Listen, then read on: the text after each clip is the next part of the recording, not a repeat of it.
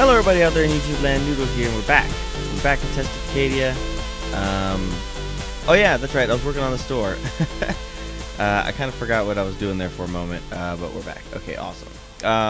Man, I am really hungry. You guys just don't know how hungry I am. I haven't eaten lunch yet. What were we doing? Okay, I'm gonna go ahead and grab some of these birchwood. Okay. Alright, so, I guess some of you guys out there, gave me some really great suggestions about things that we can talk about. And I guess we're going to go ahead and start. The first thing that I found that was kind of interesting, somebody asked me if I could go ahead and talk about superstitions. I guess how I felt about them, my own personal superstitions and things like that. And, you know, if they hold any value or whatnot. I guess we're just gonna jump right into it, man. Yeah, I'm superstitious to a fault, I guess. I personally have grown up with superstition in my family. My mom is kind of old school. She was like, I don't want to give the impression, but they were almost kind of like tail end depression. And do I want this to go all the way up, or do I want to? I think I'll just flatten it off. And so yeah, so you know, they had a lot of things that they used to do back in the day that it kind of integrated into what I do nowadays. And there's things that I do, I guess subconsciously, that I don't make any kind of conscious effort to do them, and I do that, or I perform those tasks, superstitious tasks anyway. I guess the one that I'm not going to say most known for, but the one that I do a lot, I guess, as far as superstition is concerned, is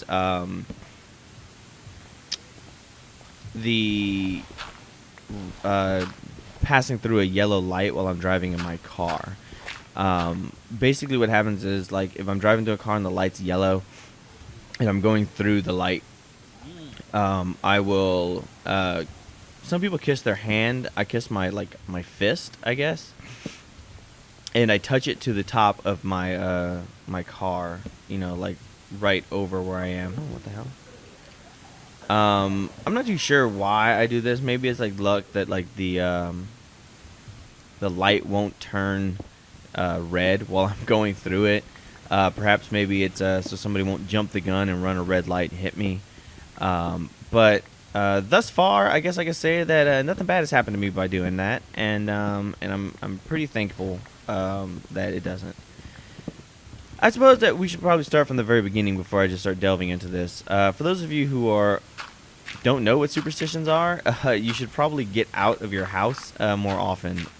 Superstitions are just essentially things that people do, routines or rituals that people do in order to incite luck or to incite a certain reaction in the world, I guess. How am I gonna do this? Let's see. Sorry, I'm like half trying to figure this out as well.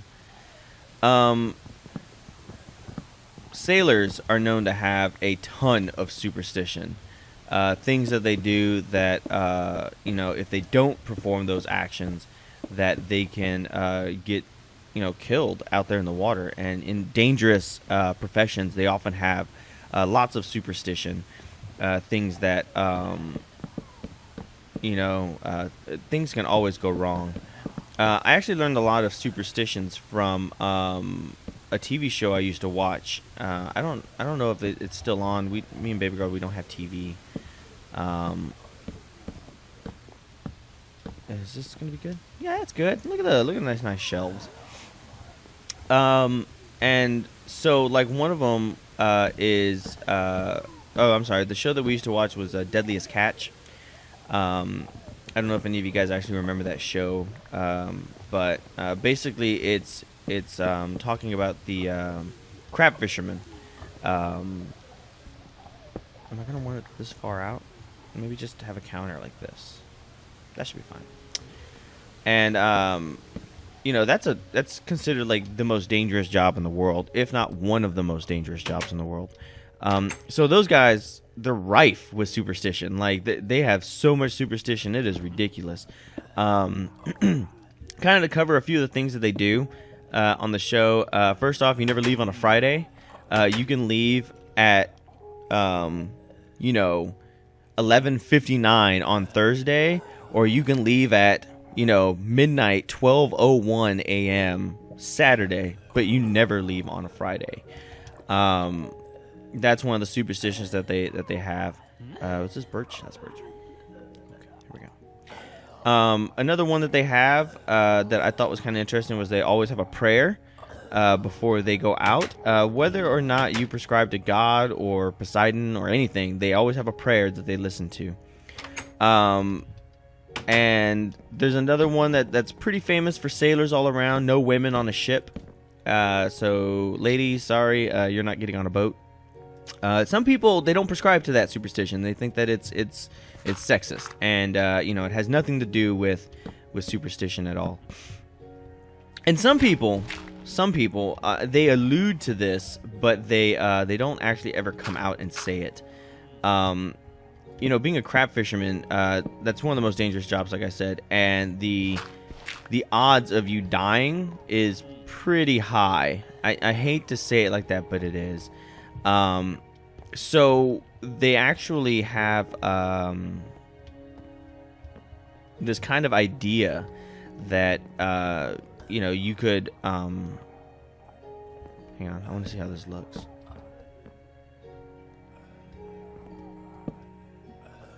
Yeah, that doesn't look too bad. That sometimes everybody will have really shitty crab fishing, and they can't catch anything, and they're not really meeting their numbers that they need to, and it's a really crappy season. And if any of you have ever seen the show or have actually done any kind of like commercial fishing, you know that meeting your quotas on time is a big deal, because if you don't, that's longer that you're out there in the water, that's longer you're in danger.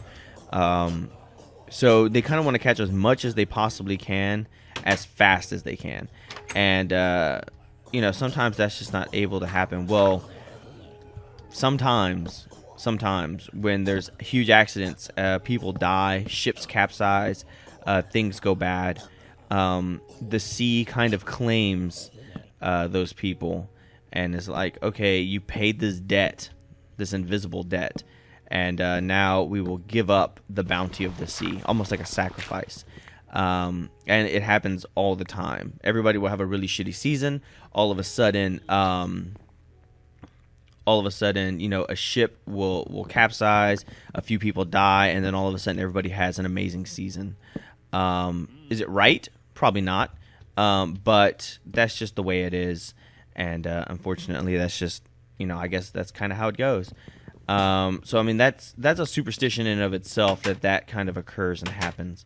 Another one is like when they leave port, they have to do, like, I think a right-handed circle around. Why did I come back? Oh, an axe. Yeah, they have to do like a right-handed circle to like leave the bay. If you go left, it's like tempting fate, and bad things can happen to you. Seagulls, I think, are good luck, and things like that. Now, personally, like I said, I don't go fishing or anything like that. That's just kind of superstitions that I had seen other people do. But me, I have the kissing the knuckle and touching the top of the car, or the roof of the vehicle. I have that one. And I don't know. I think I have a lot of superstition, really. If you spill salt, I always take a pinch and throw it over my shoulder. The idea of that is that you spill salt and the devil is behind you, and like it's a sign that he's behind you, and then you throw the salt over the shoulder to hit the devil in the eye and fucking blind him, so you will be safe. I wonder if this will work. Hang on. No, I don't think it will. No, it's just gonna go back to back. Damn. All right, you guys saw what I was trying to do, right? Like make a circle-y column thing. What else? As far as like, I guess superstition is concerned, I mean, I think that's about it for me. I do believe in having gut feelings. For example, like, oh, I have this feeling that something bad's going to happen. And I will listen to my gut feeling, no doubt. I think what I'm going to do is I'm going to make a wall here. Sorry. Like a retaining wall. I know it's not necessary in Minecraft, but I think it'll look nicer if we had one. That's also going to go ahead and add on to the building here. I don't think that should be that big of a deal, really. I think it might actually look nice, actually. We'll see. We'll see. I might have to make it out of a different material to differentiate it from the rest of the building. Maybe we should just use cobblestone. We can use cobblestone as a retaining wall. Actually, I'll just make it like this high. Like that. There we go. What else is there? I can't really think of anything specific that I do that would be considered superstitious. I'm trying to think. I think that's about it. My mom has this thing, and I guess I kind of have it too. And that's when you move into a new house, you have to bless it. You have to bless the house. That's kind of a half requirement for me. Now, my mom, she does it with holy water, and I think she says the Lord's Prayer. I want to say she does that all the time. I don't know if it's the Lord's Prayer or not, but she does do that.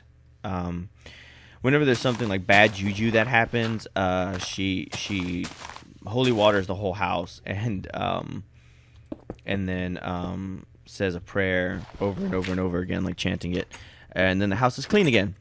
I have something similar to that, except that I am pagan. I'm Wiccan. So we burn sage. Oh God, he's crazy. There we go. We burn sage, and am I gonna need one for here? Probably not. I don't want to make this look like tacky. You know what I mean?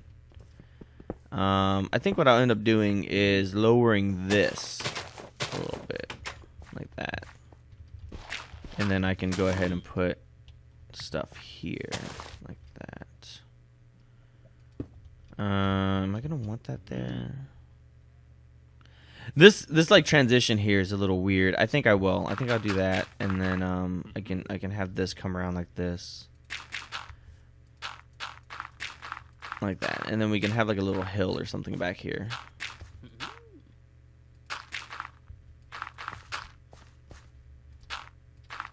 Yeah, like that. Oh shit. Sorry, I don't know if you guys can hear that. My phone is like blowing the fuck up behind me.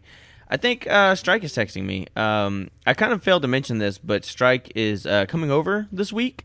He'll be with me for about 2 weeks since baby girl is going on vacay, and that's short for vacation. I just kind of don't feel comfortable leaving the house alone for a long period of time, considering that we were robbed a few times before.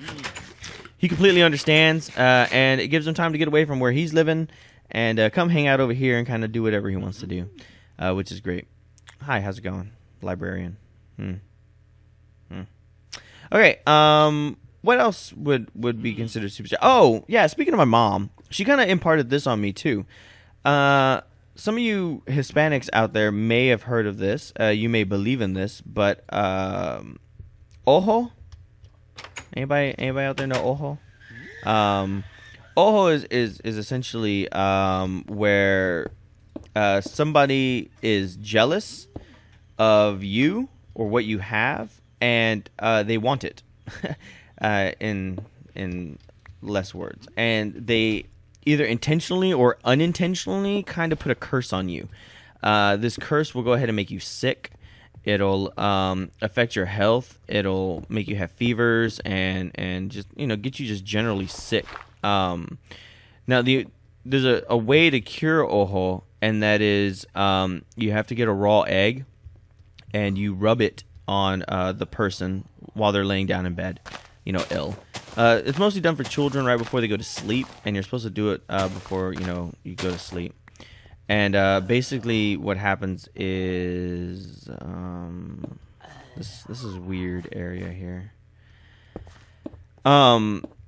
Basically, what happens is that the egg, believe it or not, like you rub it on them, you're supposed to say a prayer, and then oh jeez, that looks fucking terrible. I'm sorry, I'm trying to like concentrate on Ojo, and then this road is looking like shit. So you rub an egg on the person, like a raw egg, and then you I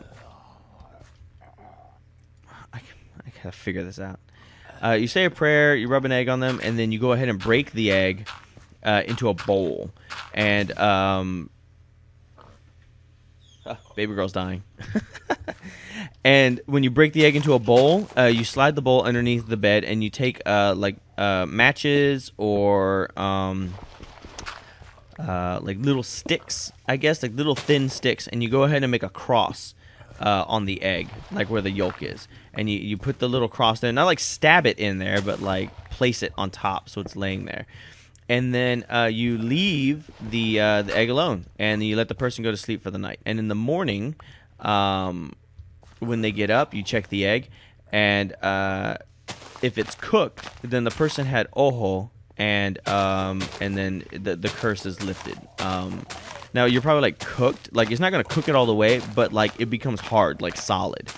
And it's weird the way this shit works, because sometimes the egg will remain raw and it's not ojo, you're just fucking sick, quit being a whiny bitch.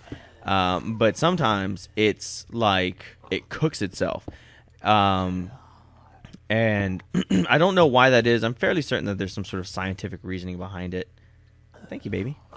But I don't know why, personally. So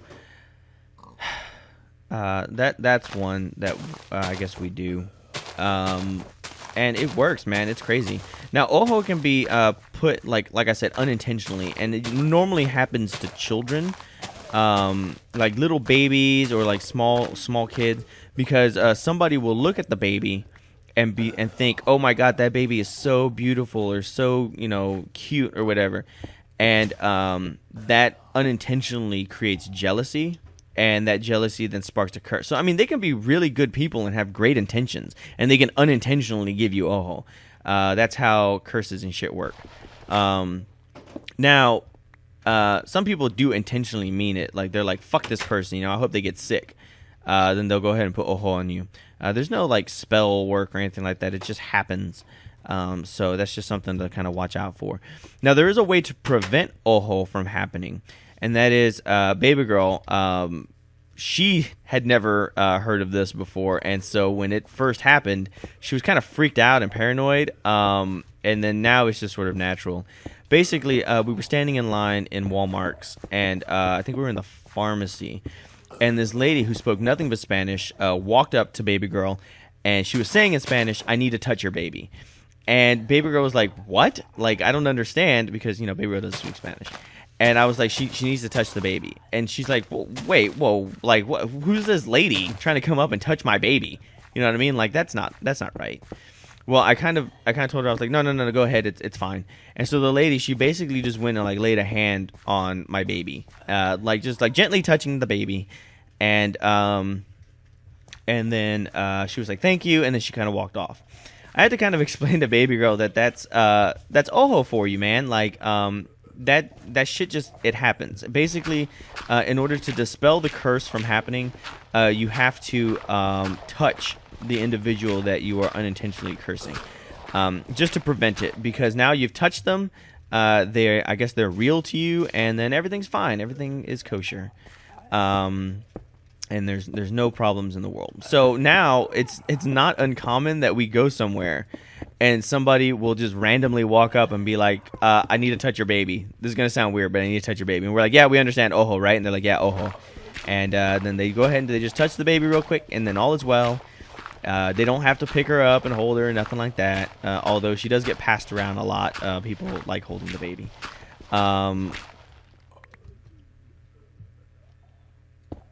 All right, so I think that just about covers it for Oho.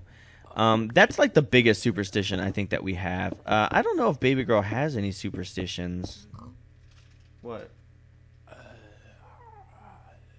I was little, Mum used to do the tea one. If you didn't drink tea at noon, that functions. Oh yeah, okay. Well, I guess baby girl does have one. English curses say that you have to drink tea. No, that was just my mom. It's so terrible that they force their children. They force tea upon their children. Uh,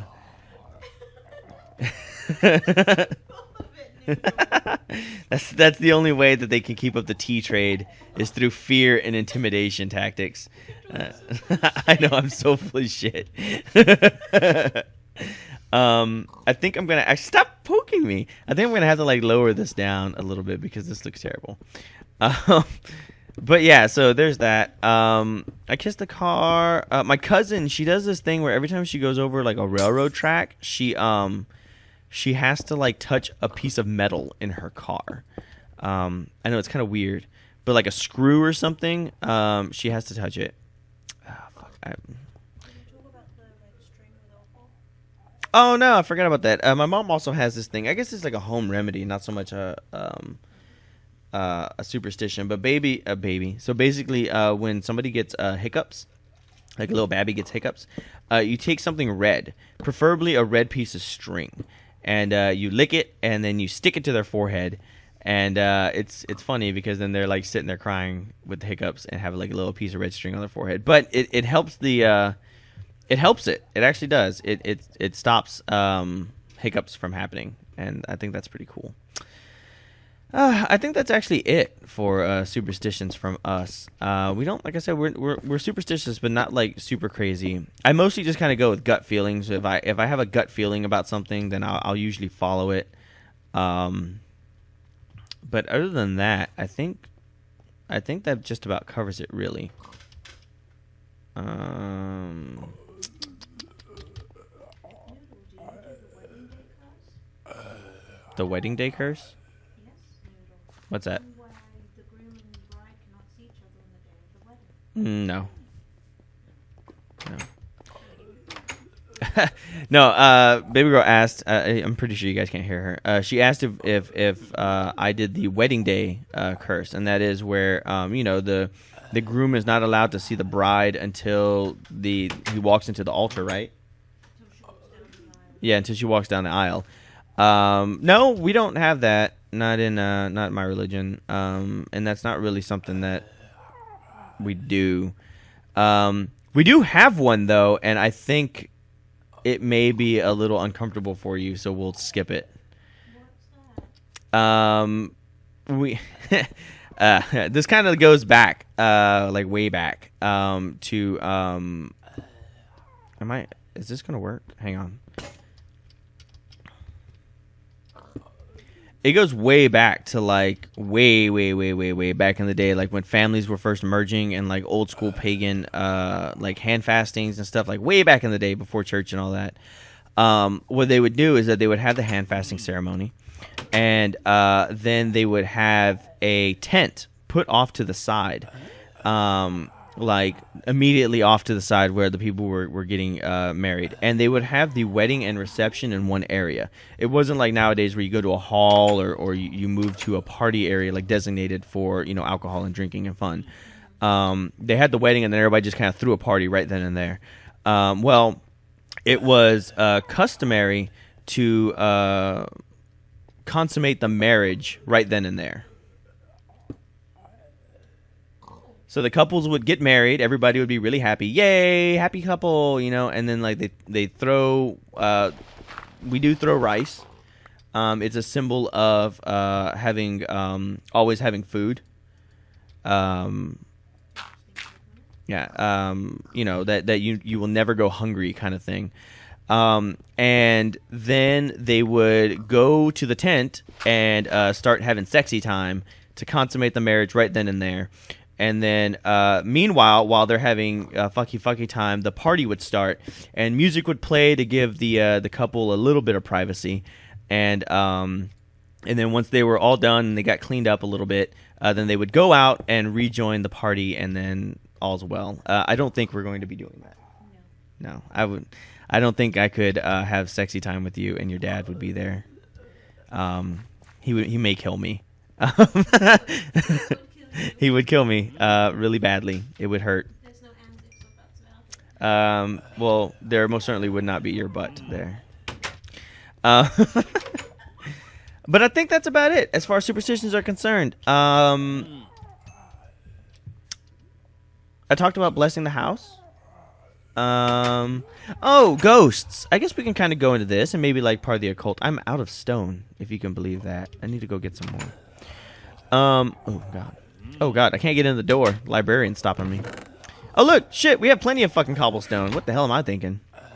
Awesome.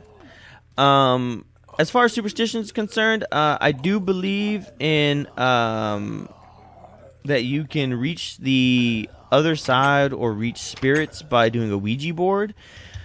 I kind of feel like Ouija boards in general, like the kind that you could buy from the store, probably they don't work. But I do feel that even like homemade ones, and I guess even store-bought ones could work. But more like homemade ones are preferable. And you can contact the dead and then you can talk to them. However, there's a lot of rules and regulations that go through that. Basically, whenever you start talking to the other side, that's risky business right there. That's shit that you don't really want to play with. You are dealing with forces that you cannot comprehend. And doing that is very, very dangerous. The last thing that you ever want to do is often angered spirits or spirits who have malevolent ideas or thoughts or feelings will try to trick you into inviting them into your home. Spirits can go ahead and communicate with you. It's like trying to talk to somebody through a wall. And you know, you can talk to people if they're standing outside of your house and they're on the other side of the window. You can talk to them. It won't be the clearest fucking thing, but they have the ability to yell, and you can hear them, and you can talk to them. Malevolent spirits, once spirits are invited into your house, they're in, and they sometimes they can't leave, and whether it's intentional or unintentional, sometimes it happens, and I can kind of get into that in a second. But malevolent spirits will often try to trick individuals by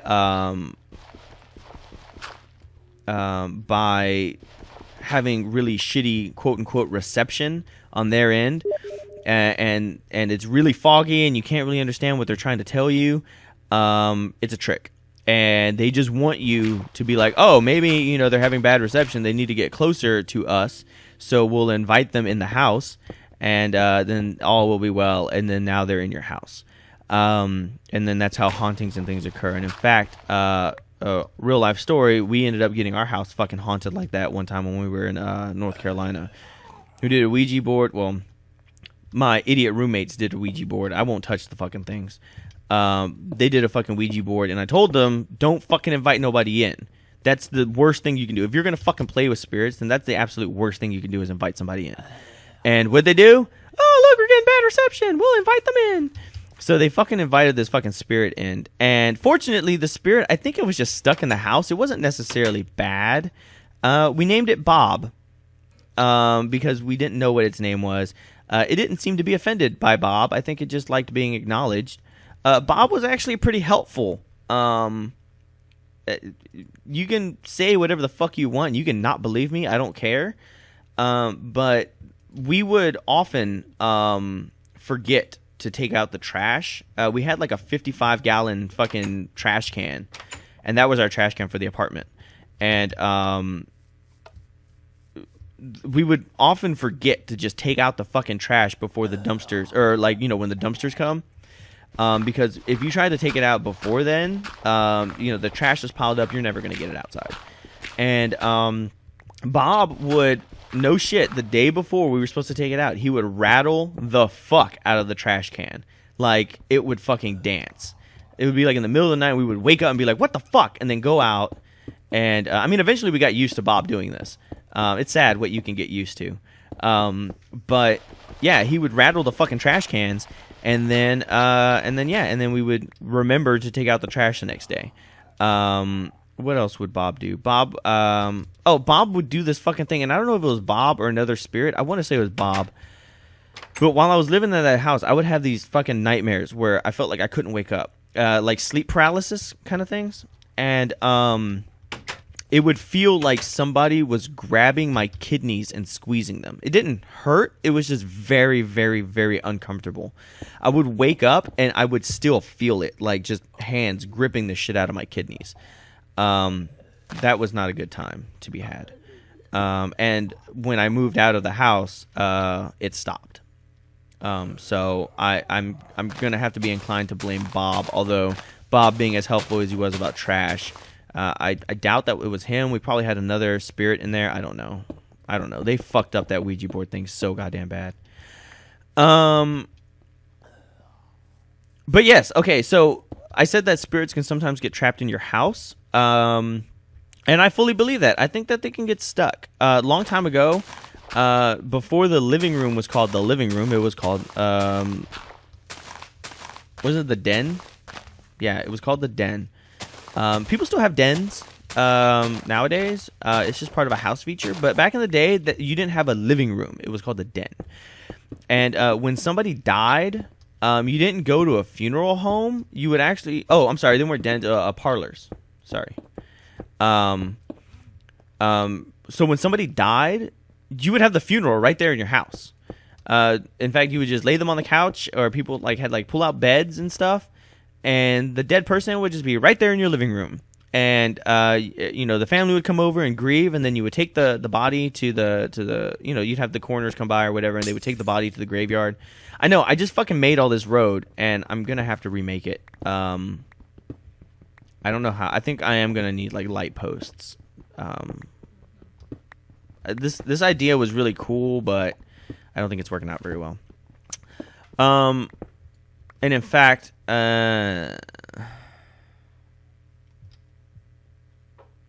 some people. Okay, this is someone, or I guess a few people liked the way that the well looked before. They think that maybe this is too small, and I'm thinking if I make the road like this, like it's too wide, right? Like this, the well will be uneven, but we can go ahead and extend it, make it bigger. I think we're gonna do that. I think we'll just make the well bigger. But unfortunately, like I said, spirits can sometimes get trapped in your house, and it's through nobody's fault. It just happens. See, what happens is that when the body dies, the spirit tries to leave, and sometimes it gets confused by mirrors, and it'll keep bouncing all around the house and be unable to find a way out because the mirrors keep it trapped in the house. That's why a long time ago, and even still, older people today, when somebody dies in a house, they cover up all the mirrors in the house, so that way the spirit doesn't get confused. They cover up all the mirrors, and they open up a window, and the spirit will then easily find their way out of the house, and that's why people do that. I guess that can be considered a superstition as well. Considering, there's no proof when it comes to the occult, but yeah, so when you're cleaning out a house and you're going around and doing that, it's probably best to just cover up the windows. Cover up the mirrors and open up a window. And then you do that for a few days until you're fairly certain that the spirit is out of the house, and then all's well. You can go back and you can use your mirrors again. But I think that's about it, and I think I've talked long enough about this topic. I'm not actually sure how long I've been recording. But you know what? We missed a day, so if this is extra long, awesome. If not, then I think we wrapped up quite nicely. So there's my take on superstitions. Do I believe in them? Yes. If I was ever on a boat, would I abide by the crab fisherman superstitions? Yes. Because they've been doing it far longer than I. If somebody dies in my house, which would be really fucking creepy, but if they did, would I cover up my mirrors and bless the house and open up a window? Yes. So there we go. That's how I feel about superstitions. Let's hear it down below. Comments. If I haven't covered your superstition, or if you do one of the superstitions that I prescribe to, by all means share it. If you have a different one that you or your family or you know somebody that does it, I want to hear that too. Let's see how let's compare superstitions, and who knows, we might all start throwing salt over our shoulders and licking frogs everywhere we go because good luck and whatnot. So thank you everybody for listening. Thank you for joining me. Thank you for being patient in this time of transition. And like I said, this week is about experimenting and trying to figure out what I can record, how often I can record, and it will also determine whether I will keep all of my series or I will put some on pause. So like I said, just thanks for being patient, and I will catch you all on the next video. Peace out.